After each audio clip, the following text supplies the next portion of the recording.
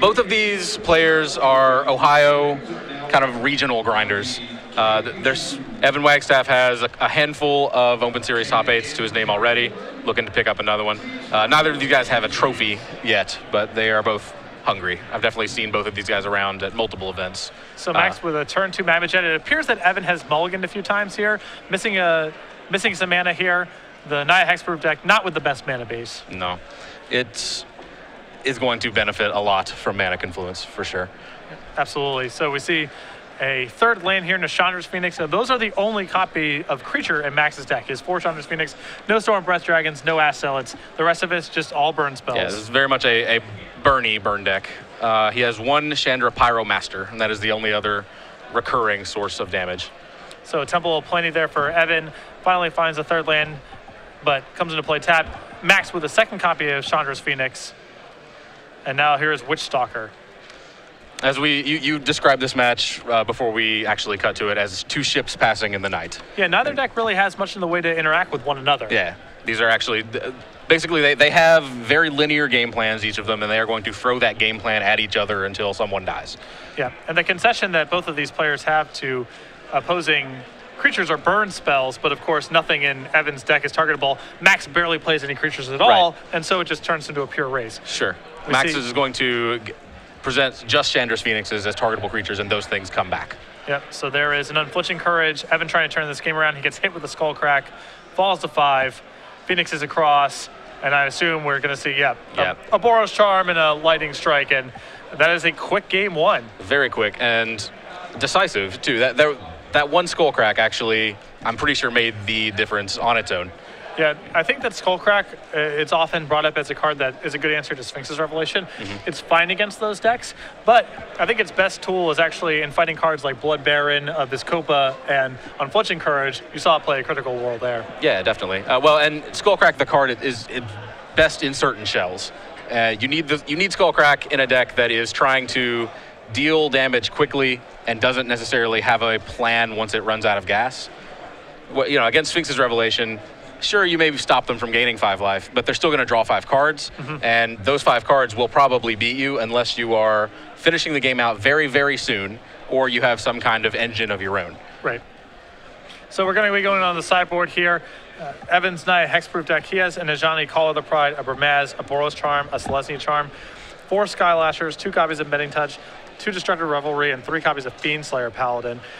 Because the burn deck has access to Chain of the Rocks, and it's not clear if Max knows for sure that he's playing against a strict hexproof strategy, he may be keeping in some of his removal spells. That said, I still think Fiendslayer Paladin is something you want to bring in here. Oh, for sure. Yeah, any source of life gain is crucial against a deck that is just trying to nug you. So, yeah, Fiendslayer Paladin is something you have to lean on here. And in this particular case, it does have virtual hexproof. It does turn the Chain of the Rocks on, but as you said, Max doesn't know that the Chain of the Rocks are dead here, quote-unquote dead. They actually do have some targets still, but he has to suspect it. The only creature he saw there was a Witchstalker. Yeah, and Evan's deck has a slightly different twist on it. The creature base, 4 copies of Gleedcover Scout, 4 copies of Voice of Resurgence, 4 copies of Witchstalker. We're used to seeing that out of these Naya Hexproof lists. 2 copies of Eidolon of Countless Battles, a card that received a lot of hype when Born of the Gods was spoiled. Hasn't really found a home in that many decks, but Evan has 2 copies in his main deck alongside 2 copies of Goreclan Rampager to fill out his creature base. He does have, I love this addition of a little bit of spice to the traditional Naya Hexproof deck. Those Eidolon of Countless Battles, we were talking earlier, that's a card that did not see as much play as we think Wizards probably intended. Yeah, no, it's definitely pushed. The numbers on it are quite good. Hasn't really found a home yet, but it is here in Evan's Naya Hexproof deck. Now, Max McVety, his sideboard doesn't really have anything for this matchup that I can see. He has 4 Satyr Fire Dancer, 4 Rakdos Cackler, 2 Assemble the Legion, 2 Blind Obedience, 2 Peak Eruption, and 1 additional Chain to the Rocks. That's the 4th to go with the 3 that are in his main deck. Just eyeballing it, I don't know that I want any of these effects against the Hexproof deck. Yeah, there's not a lot to do here. It's possible that you would want, if you knew for sure what you were playing against, it's possible you would want some copies of Rakdos Cackler against some of the, to side out some of your more dedicated anti-creature cards, but that's a pretty extreme measure, and Evan's already shown Witchstalker, which blanks your Cackler anyway, so It's possible Max here is just going to shuffle up and present the same 60. It's possible. You mentioned he maybe wants to get rid of those Chain to the Rocks, but the reality is Chain to the Rocks is actually not dead, even against a hexproof deck. Evan does play 4 Voice of Resurgence. That's a stock edition. That's usually the one non-hexproof creature that hexproof decks have traditionally played. He's also presenting 2 Gore-Clan Rampagers and the 2 Eidolons as additional non-hexproof threats, and he's going to be bringing in those Fiendslayer Paladins. Max doesn't know that necessarily, but it's a pretty common sideboard plan. Yeah, reasonable to expect that Fiendslayer Paladins could be coming in. Yeah, I think it's a safe hedge to just leave those Chain to the Rocks in, even if you do think that you're facing a hexproof strategy. Other than that, the Searing Bloods actually are probably a little worse. I could see cutting the Searing Blood. Sure. Yeah. Again, you only have Voice of Resurgence that you can target with that, and that's not exactly an exchange that you want to be making. Because Chain of the Rocks can still get you out of Voice of Resurgence is in play, and now there's a creature enchantment on it. Once that scenario happens, Searing Blood is no longer in the equation. Yeah.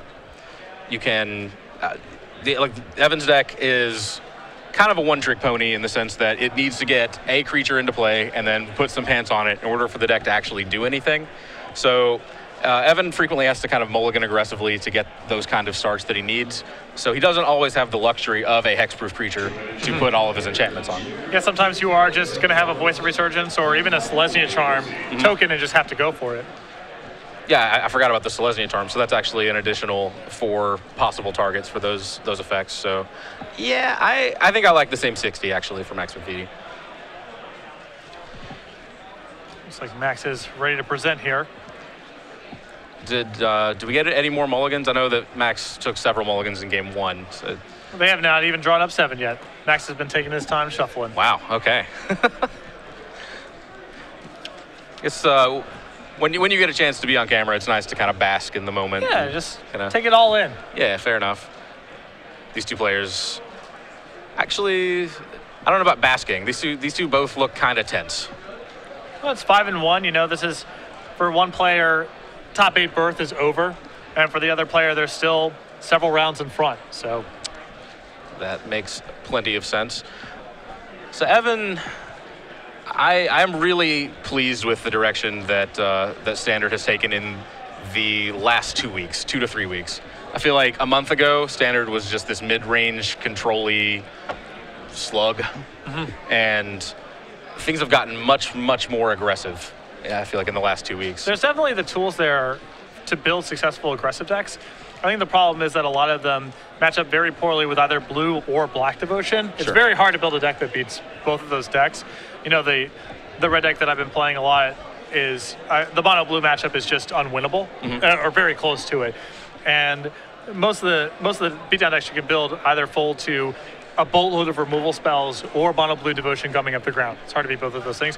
And that's not even just to talk about your Esper matchup, which isn't even necessarily good depending on how your deck is exactly built. So it's very hard to find the right recipe of things to compete against blue, black, and Esper / blue-white, but the tools are definitely there. There are decks out there that at least have positive matchups with 2 of the 3 decks in question. Yeah, for sure. And Mono Blue Devotion, that's a deck that has really ebbed and flowed too. It's kind of odd.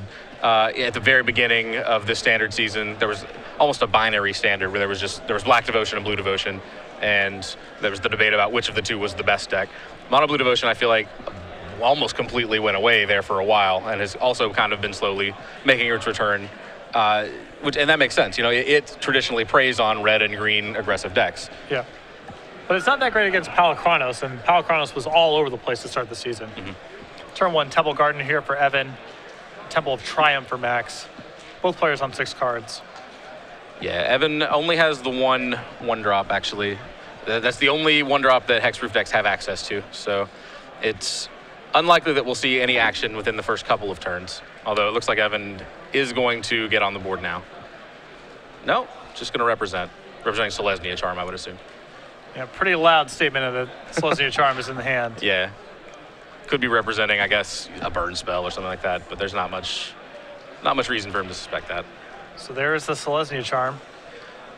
Now, we mentioned, of course, that Evan sometimes has to play a non-hexproof creature to put his enchantments on. In this particular matchup, when Max's deck is literally nothing but burn spells, this is a really uncomfortable spot for Evan if you have an enchantment here. Well, I don't think you can even enchant here if you're in Evan's spot. You just take the hit. Yeah, that's kind of what I was getting at. Is if I'm Evan, I just attack here for sure. And I know that sometimes you kind of feel like there is some pressure to actually enact your game plan once you get the chance to. But a little patience here goes a long way for Evan. So there is a animation of a Mutavault there to try to block the token. That is going to get a Boros Charm out of Evan using either Double Strike or Indestructible. Who knows, but works the same. Either way. As long as he did not try to 0.4 damage at it. And Max just plays Mutavault and passes the turn back. So Evan, again, faces the same decision. I don't think anything has changed. I think you're happy to keep crashing in for 2. You can imagine him getting to a spot where he has multiple pieces of backup. Yeah. He could enchant if he said he had a Boros Charm in hand to potentially protect it against a removal spell. Sure. Yeah, if his hand, for example, here was Boros Charm, Ethereal Armor, he could make that play. That doesn't necessarily get him anywhere, though. Yeah, it's still risky. Yeah. Still super risky. Well, it's risky, and that turns your 2/2 into a 3/3, which is still going to die to a lot of effects. So another attack here, and Max runs it back, tries to block with the Mutavault. That's successful this time. And Evan with no follow-up play. Yeah, and that's the risk of these Naya hexproof decks as opposed to just kind of the more traditional Naya aggro. Naya aggro just jams its deck full of creatures. So that instead of this Ethereal Armor that Evan has in hand, he would have kind of a redundant creature so he could actually still be on the board and presenting damage. It's interesting. There's a lot of, when you have Scout plus Ethereal Armor, you're regularly just blowing your opponent out of the water. And there's a lot of decks that can't answer Witchstalker, so that's a very stable source of putting enchantments on. But the rest of the deck is not necessarily set up to get an enchantment in the face of resistance. Sure. Yeah, like other than the actual cards with the word hexproof on them, this game plan, there's a reason that creatures plus enchantments is not a traditional game plan that we see having success in Standard. Yep. You need hexproof creatures plus enchantments. So Cackler comes across again. That said, if Evan does find his Witchstalker, sure, this game gets probably very ugly for Max very quickly. Oh yeah, absolutely. Yeah, Max has not made much ground himself in terms of dealing damage. He has spent most of his turns actually dealing with what Evan is doing. So we see a Magma Jet here from Max at the end of Evan's turn, which he would hope will set up a little more action. That Rakdos Cackler has actually started to go to work, though. When you're playing a burn deck and you actually do get to stick a permanent source of damage and you actually do connect with it multiple times, that is a fantastic feeling. The game becomes much easier, that's for sure. Yeah. Here's a Chandra's Phoenix. So Evan falls to 10, and that's putting Evan in the range where Max needs to resolve something like 2 more spells to end the game. And Max is just on a madcap skill, so 4 creature enchantments and a Boros Charm in hand right now. Down to 6, and likely can finish it out from here. I know he has at least 1 Lightning Strike in hand. Toil Trouble too, which is super insulting. As that's that would actually would be one short of doing it on its own. So he's going to cast Boros Charm and Lightning Strike, it looks like, to finish that game out. And Max McVety, 2 games to 0. Evan suffered some pretty poor draws there, but they are not draws that are out of the question for Naya Hexproof. Yeah, the Naya Hexproof definitely a deck that has some pretty heavy swings. Yeah. It has some absurd nut draws and some draws that actually do nothing, as we saw in that game. And a fair amount of wiggle room in between. Yeah. So Max McVety keeping his top 8 dreams alive. He is now 6-1. Evan Wagstaff now out of top 8 contention.